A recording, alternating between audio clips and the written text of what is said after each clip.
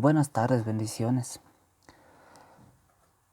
El día de hoy quiero compartir contigo parte de las lecciones o tareas de la carrera de liderazgo pastoral. Estos videos son de tres wordpapers en una. El primero que voy a hablarte es sobre la exposición o predicación o sermón textual. La segunda consiste en la predicación temática y la tercera en biográfica. Vamos a ir desglosando cada una en qué consisten o cómo es que o para qué sirven. Mire, la predicación textual. Para empezar, ¿qué es predicación o qué es textual?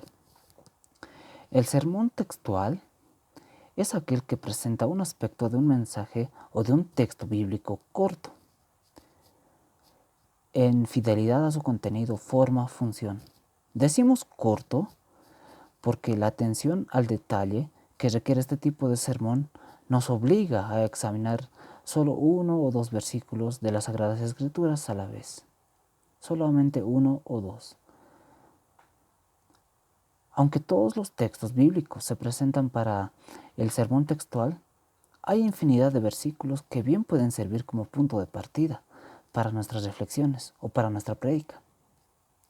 Entre muchos textos clásicos que podemos señalar, rescatamos el pasaje bíblico, tales como Mateo 28, versos 18 al 20, y Juan 3:16, y Romanos 5:1. Ahora, vamos a ver tres moldes o modelos para bosquejar el sermón textual.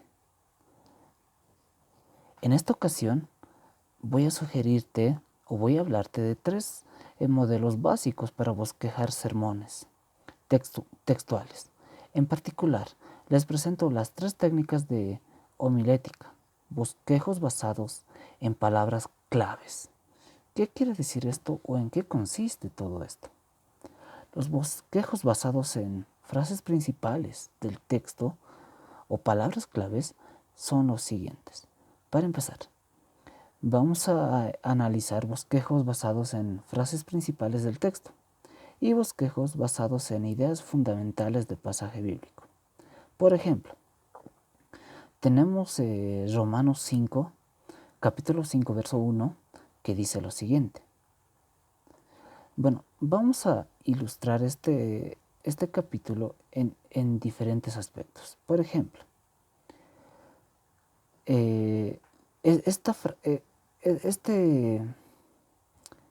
nos enseña o nos muestra técnicas.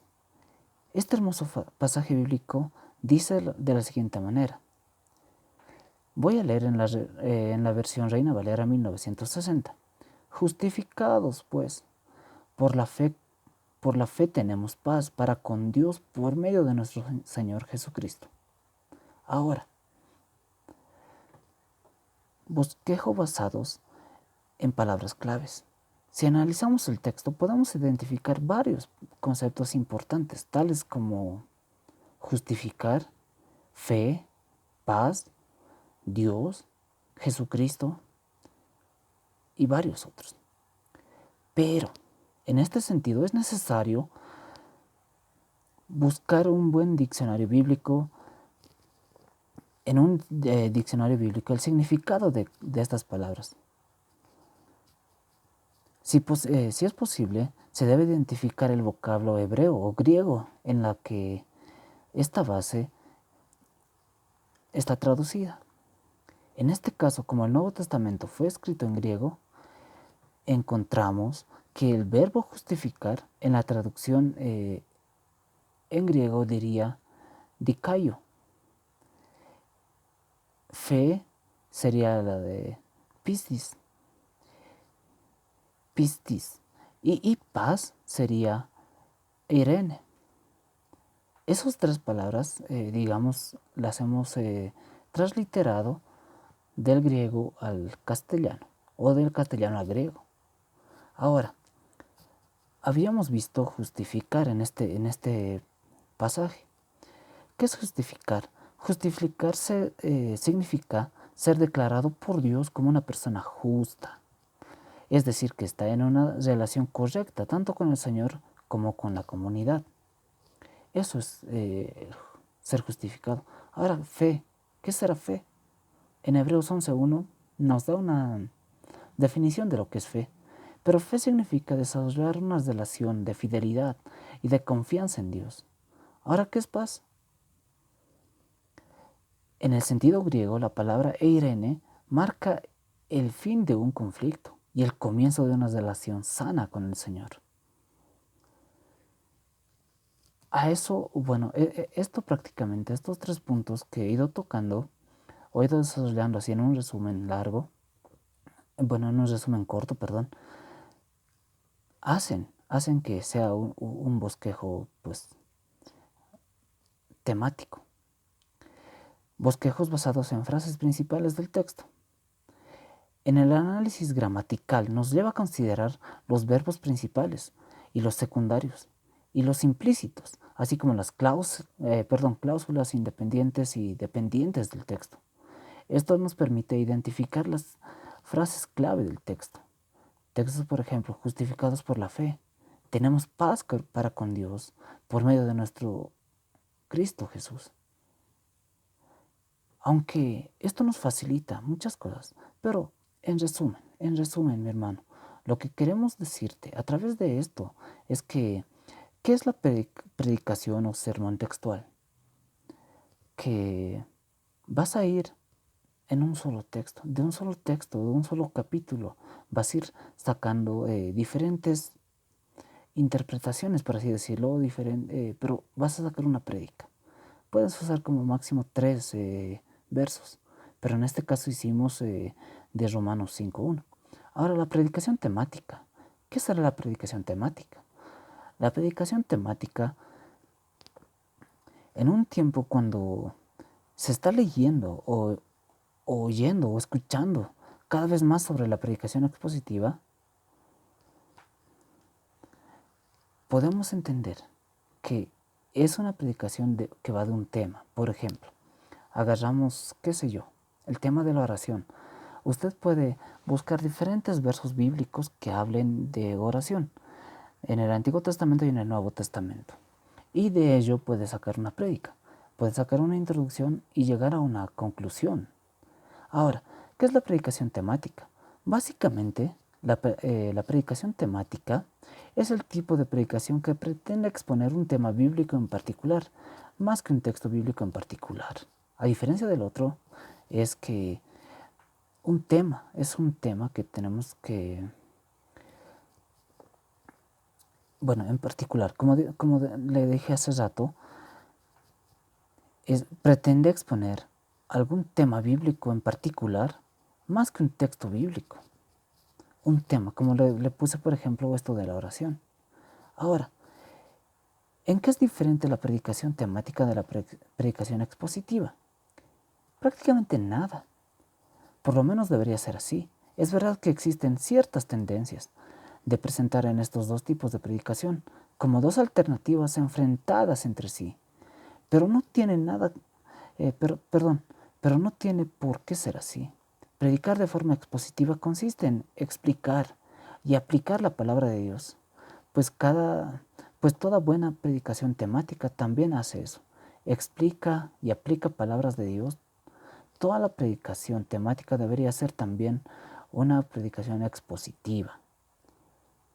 Ahora, mi hermano, una predicación temática es que agarras un tema y vas desglosando en diferentes pasajes bíblicos de la Biblia. Puedes usar el Antiguo Testamento, el Nuevo Testamento y desarrollar un tema y dar una relevancia a ese tema, ¿no? Como el caso de la oración, por ejemplo. Ahora, la predicación biográfica, ¿en qué consiste o qué es biográfico? Esto consiste en que tenemos que ir viendo la biografía de cada autor de la Biblia, en este caso, de un personaje en particular. ¿Qué sé yo? Puede ser Samuel, David, Saúl o tantos personajes bíblicos que tenemos. Pero vamos a, o tenemos que hacer biográficamente. Por ejemplo, voy a hacer un análisis ahora sobre la biografía de David. Nunca se olvidó de dónde Dios lo sacó. Pude ver cómo en un capítulo de una serie televisiva en la que un hombre de alta sociedad era investigado como sospechoso de asesinato, el detective lo empezó a investigar en sus antecedentes y para su sorpresa, este hombre no siempre había pertenecido a la clase rica, sino que pertenecía a un sector de la ciudad de no muy buena reputación. El detective fue hasta ese lugar y allí se enteró de que en los padres de este hombre había muerto, pero ninguno de los vecinos sabía que ellos tenían un hijo. La razón por este hombre quería que se supiera cuáles eran sus orígenes. Este hombre no quería que se sepa cuáles eran sus orígenes. David, el rey David, nunca se olvidó de dónde Dios lo sacó. Antes, al contrario, se sentía orgulloso de sus orígenes. En este caso estamos viendo, por ejemplo, este asesino no quería saber cuáles eran sus orígenes, tal vez por vergüenza. Pero en el caso de David se sentía orgulloso de sus orígenes. Se sentía feliz, dichoso, ¿no?, de lo que él era. Ahora, David fue sacado del peligroso oficio de pastorear ovejas. El pastor de ovejas vivía en aislamiento casi todo el día. Tanto es así como Moisés era pastor de ovejas. Por esa razón, cuando Dios lo llamó, había perdido la capacidad de hablar fluidamente. Por ejemplo, de David, ¿qué es lo que se dice? Que es el ungido. Para David la unción significa la misma presencia de Dios. Por eso respetaba a Saúl como rey, una vez ungido por Dios. Él reconocía que Saúl era el rey. O también era llamado como el dulce cantor de Israel. Sus composiciones como salmista son modelo de lo que se debe expresar en una adoración a Dios. Si las composiciones de hoy no se parecen a los salmos, entonces ¿por qué les falta? Es porque les falta dulzura, que viene de la inspiración del Espíritu de Dios. Y así, hermano, podemos ir viendo toda una trayectoria, toda una vida de David, del rey David o de otro personaje bíblico. Podemos hablar de Jesús tanto. Pero mi hermano, ¿a qué quiero ir con estos bosquejos bíblicos? Quiero ir a que, mi hermano, son importantes, son relevantes todos estos, por lo cual debemos predicar. Usemos el sermón o el bosquejo que usemos, pues tenemos que anunciar el Evangelio. Es más, hay para personas que se nos es más fácil tal vez hacer un bosquejo temático que una textual o expositiva. Dios te bendiga, mi hermano, y espero esto te haya ayudado o servido de alguna manera para poder entender muchos aspectos de la palabra del Señor, muchos aspectos que podemos usar. O por si no lo conocías, cuántos tipos de predicación o sermones hay, pues hay muchas. Pero yo simplemente te dije 3, de las cuales me parecían importantes. ¿Por qué importantes? Porque en casi la mayoría de las iglesias usan esto, ¿no? La predicación temática y la expositiva. Entonces, mi hermano, si es importante, pues merece ser estudiado, ¿verdad? Dios te bendiga, Dios bendiga tu vida y, mi hermano, no olvides usar estos bosquejos para poder dar una palabra, una enseñanza bíblica, ya sea a jóvenes, ya sea a personas mayores, pero como buenos siervos de Dios tenemos que saber usar o tenemos que conocer para qué sirven todos estos. De lo contrario estaríamos perdidos.